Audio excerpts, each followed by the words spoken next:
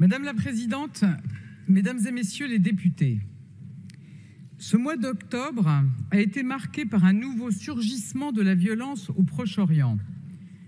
Une violence aveugle, d'une brutalité sans précédent. Face à cette situation, des inquiétudes et des interrogations naissent légitimement dans notre pays. Dans ce contexte, il me paraissait important, utile et nécessaire de pouvoir tenir ce débat sur la situation au Proche-Orient. Un débat dont je sais qu'il était souhaité par la plupart d'entre vous. Je ne peux pas m'exprimer devant vous sans revenir sur les faits. Le 7 octobre dernier, une attaque terroriste barbare a été menée par le Hamas et le djihad islamique contre l'État d'Israël. Des centaines de civils ont été massacrés. Des crimes abjects ont été commis. Chaque jour a révélé son lot d'atrocités. Le meurtre sauvage de jeunes lors d'un festival dans le désert, les horreurs perpétrées dans des kibboutz comme à Be'eri, Kfar Aza ou Reim, des femmes, des hommes, des personnes âgées, des enfants enlevés ou brutalement assassinés. Au total, près de 1400 personnes ont été tuées dans les attaques terroristes de ce mois d'octobre. Et même si 2 otages américaines ont été libérées, plus de 200 personnes sont encore retenues. Parmi les victimes, 30 de nos compatriotes ont été tués et 7 sont encore portés disparus. Cette attaque n'était en rien comparable aux épisodes de violence comme il y en a malheureusement eu d'autres dans l'histoire de cette région. Ce déchaînement de barbarie, commandité et mis en œuvre par le Hamas, montre un changement de nature et d'échelle. Il s'agissait d'une action complexe et préméditée qui visait à atteindre Israël et sa population en son cœur. Avant de poursuivre mon propos, je tenais à rappeler ce bilan. Tout comme le président de la République a déjà eu l'occasion de le faire, et tout comme je l'ai déjà fait devant cette Assemblée, je tenais à dire une nouvelle fois ma solidarité envers le peuple israélien dans cette épreuve.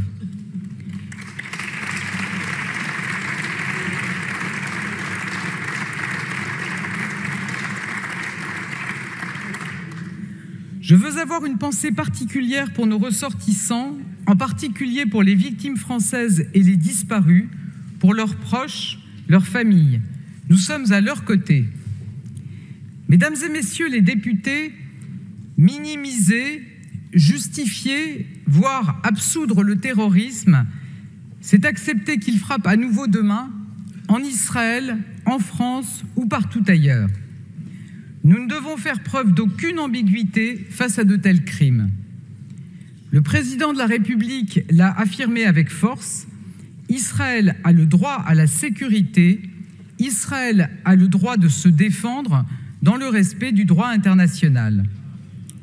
Et ceux qui confondent le droit des Palestiniens à disposer d'un État et la justification du terrorisme commettent une faute morale, politique et stratégique.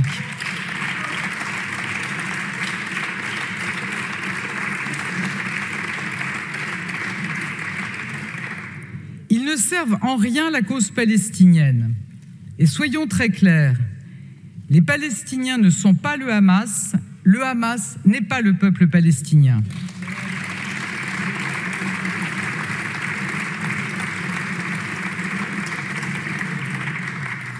L'autorité palestinienne est notre interlocuteur légitime qui se bat depuis des années pour la paix. En agissant comme il l'a fait, le Hamas a exposé délibérément, de manière criminelle et cynique, toute la population de Gaza. Il utilise les populations civiles comme boucliers humains. En agissant de la sorte, le Hamas met en péril les espoirs de paix dont les Palestiniens ont tant besoin. Si je souhaite commencer par rappeler le bilan tragique des attaques terroristes de ce mois d'octobre, si je m'apprête à évoquer les milliers de victimes civiles de Gaza et la situation humanitaire épouvantable dans la zone, c'est parce que nous ne devons pas perdre de vue l'ampleur et la gravité de la crise qui se joue. Il y a des morts, il y a des familles brisées, c'est une tragédie, et les tragédies se prêtent mal aux postures ou aux indignations à géométrie variable.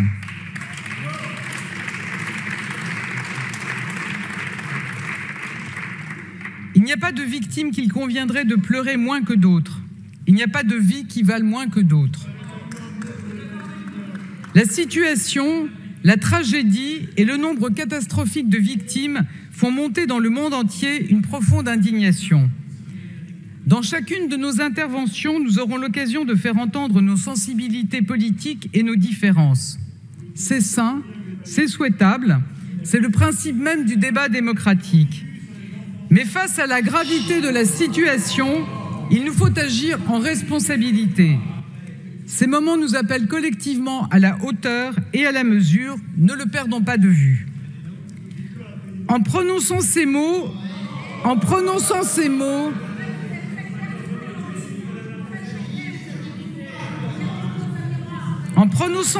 je voulais affirmer, mes chers collègues.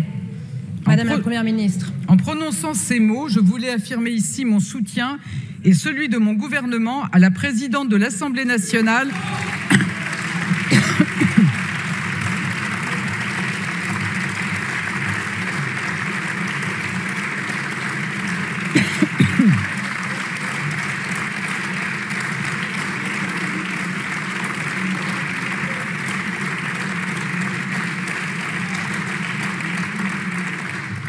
après les accusations ignobles proférées à son encontre. Mesdames et messieurs les députés, depuis le 7 octobre, le président de la République a été en contact très étroit avec les autorités israéliennes avec un message clair. Israël a évidemment le droit de se défendre face au terrorisme. Les civils doivent être épargnés. La réponse militaire doit se faire dans le respect du droit international, notamment du droit international humanitaire. Les populations ne doivent pas payer pour les crimes des terroristes. Notre pays ne connaît que trop bien le lourd tribut des attentats. Et nous devons l'affirmer avec force. Dans la lutte contre le terrorisme, il ne s'agit jamais de se renier. Si le terrorisme doit être combattu, la réponse des démocraties doit être juste. Même dans les combats les plus durs, les plus âpres, nous ne devons jamais perdre de vue ce qui fait de nous des démocraties. Nos valeurs, le respect de l'état de droit comme le droit international humanitaire. Notre amitié et notre solidarité avec le peuple israélien nous obligent à formuler cet appel. Israël ne doit pas tomber dans le piège du Hamas. Plusieurs milliers de Palestiniens sont morts à Gaza, dont de nombreux enfants. Les 2 millions d'habitants de Gaza sont dans une situation d'une extrême gravité. Ces milliers de vies fauchées, nous ne les oublions pas, je ne les oublie pas. Mesdames et messieurs les députés, dans ce contexte, le gouvernement est mobilisé sur plusieurs fronts et nous avons pris ces derniers jours les mesures urgentes et immédiates qui s'imposaient. Je pense que le débat pourrait appeler à la dignité, monsieur le député.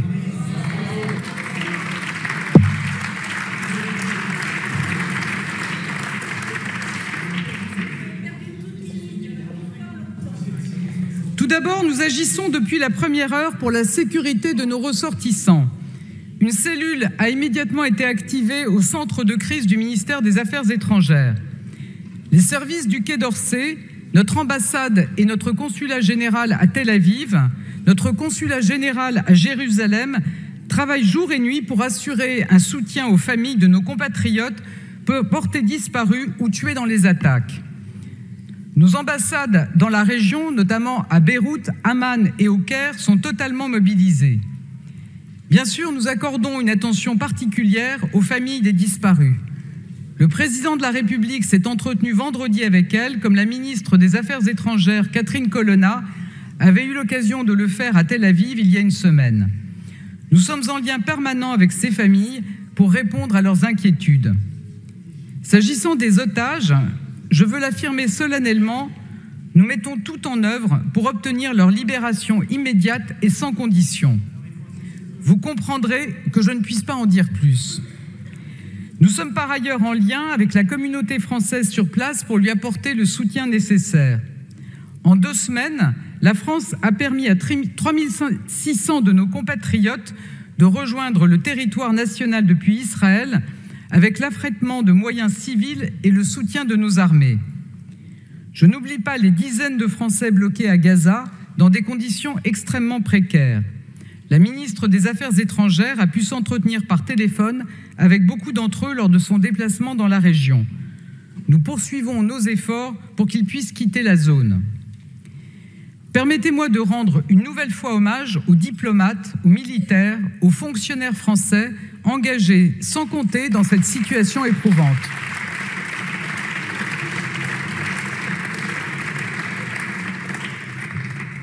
Ensuite, la France s'est mobilisée pour venir en aide aux populations de Gaza. À Gaza, nous devons regarder en face l'ampleur de la catastrophe humanitaire en cours. L'accès aux services essentiels est quasiment interrompu. L'eau, la nourriture, le fioul manquent. Je veux être extrêmement clair, personne ne peut rester insensible face à ce drame humanitaire. Derrière le vertige des bilans macabres, il y a des femmes et des hommes, il y a des familles, il n'y a pas de nationalité, d'origine ou de religion qui vaille pour mesurer la gravité des événements quand des civils meurent. Chaque vie civile perdue est un échec pour la communauté internationale. Les populations palestiniennes ne peuvent être abandonnées à leur propre sort. Notre solidarité avec elles ne saurait être mise en doute.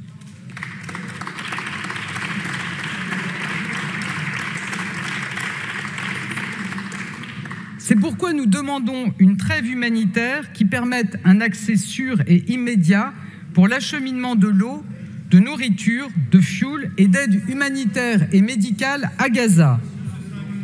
Cet accès doit se faire sous l'égide des Nations Unies et la sécurité des personnels humanitaires être garantie. Même si 2 convois ont pu franchir la porte de Rafah,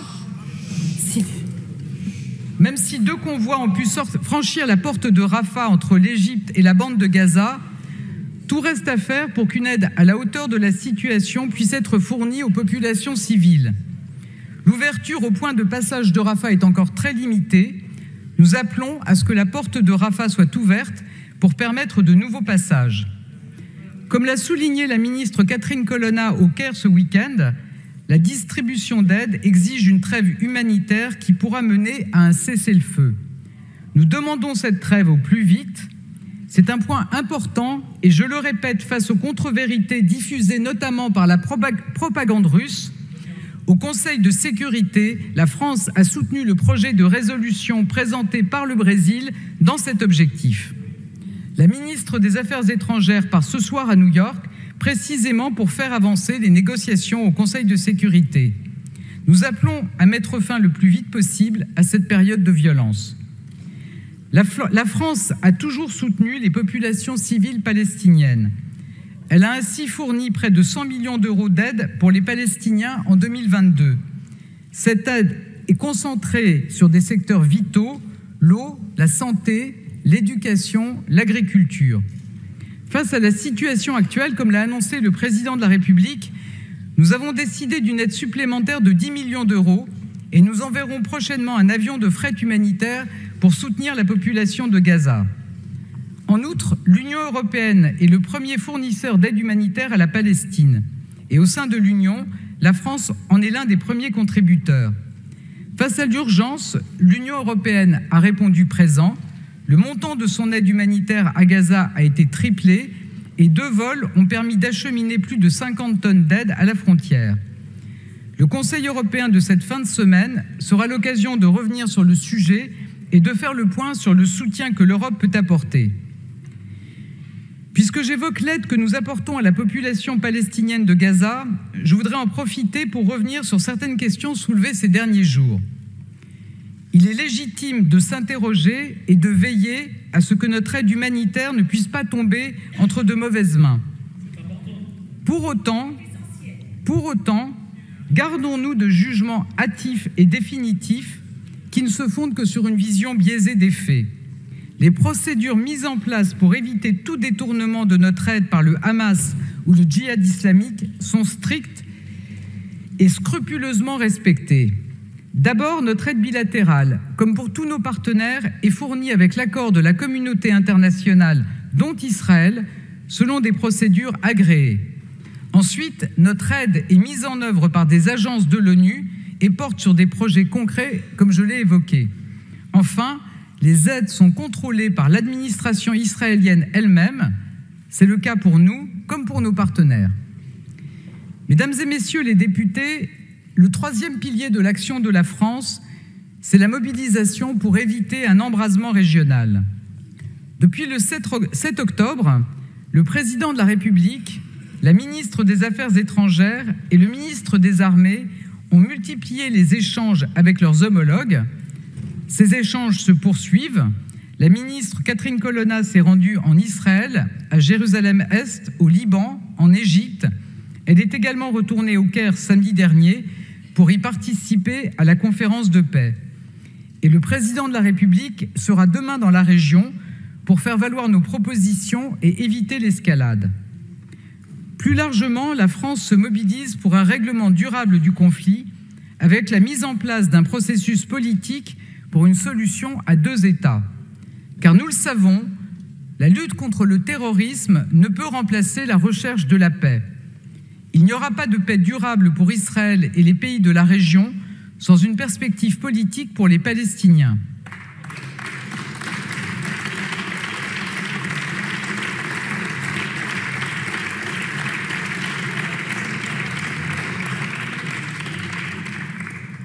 La solution est claire, des garanties indispensables pour la sécurité d'Israël et un État pour les Palestiniens. C'est la ligne que la France défend avec constance et qu'elle continuera à porter. La sécurité durable de l'État d'Israël, la lutte résolue pour l'éradication du terrorisme dans la région et le respect des aspirations légitimes de chacun forment un ensemble indissociable. Les États de la région ont à ce titre une responsabilité particulière. La dynamique de normalisation des relations entre Israël et plusieurs États de la région est souhaitable. Elle doit s'accompagner d'un processus politique pour répondre aux aspirations légitimes des Palestiniens et des Israéliens. Notre responsabilité est grande et nous l'assumons. La France est capable de parler à tout le monde. Elle est l'amie d'Israël, l'amie des Palestiniens, elle est l'amie des pays arabes dans la région. C'est une position indépendante que nous avons toujours assumée, une position qui nous donne un rôle pivot pour aider à tracer le chemin de la paix. Mesdames et messieurs les députés, la situation au Proche-Orient est complexe, difficile. Elle conduit à des drames épouvantables, comme nous avons encore pu le mesurer ces derniers jours. Elle a des conséquences lourdes sur la sécurité internationale. Elle trouve un écho particulier dans chaque pays. Dans ce contexte, la France a une voix singulière, une voix issue d'une longue histoire qui nous confère une responsabilité, une voix qui ne méconnaît aucune des souffrances et défend toujours l'exigence de justice et le respect du droit humanitaire. Cette voix, la France continuera inlassablement à la porter. Nous n'avons pas le droit de renoncer. La seule solution, c'est la paix. Je vous remercie. Merci beaucoup.